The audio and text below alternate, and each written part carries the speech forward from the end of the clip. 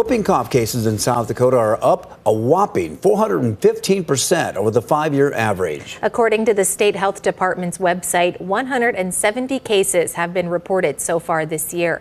KELOLAND's Tom Hansen takes a closer look at the numbers and information you should know. Whooping cough, also known as pertussis, is a highly contagious respiratory infection caused by bacteria. Along with a persistent cough, other symptoms include a runny nose, fever, and vomiting.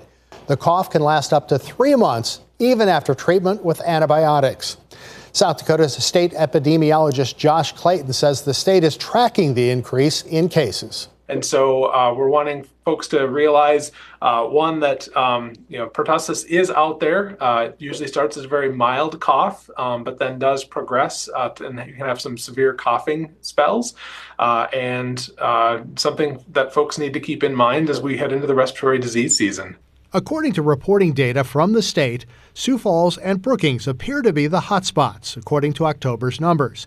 The western part of the state has fewer cases so far. If you look at this graph from the State Department of Health, you'll see the progression of whooping cough cases in South Dakota, from its lowest in May with just 2 cases to October, where there were 77 reported cases. This graph shows the number of cases by age. 88% of those infected are under the age of 24. With children younger than 14, whooping cough hits the hardest. We do tend to see a cycle every, say, 3 to 5 years of pertussis increases in the state, and this happens to be that one of those years where we're starting to see that increased number again. Should people be worried? I think people should be aware. That's one of the key things. We know we have cases that are occurring in the community. We've had cases occurring in our K-12 schools. We have, cases that are just generally out there. Clayton says the DTaP vaccine is safe and can protect kids.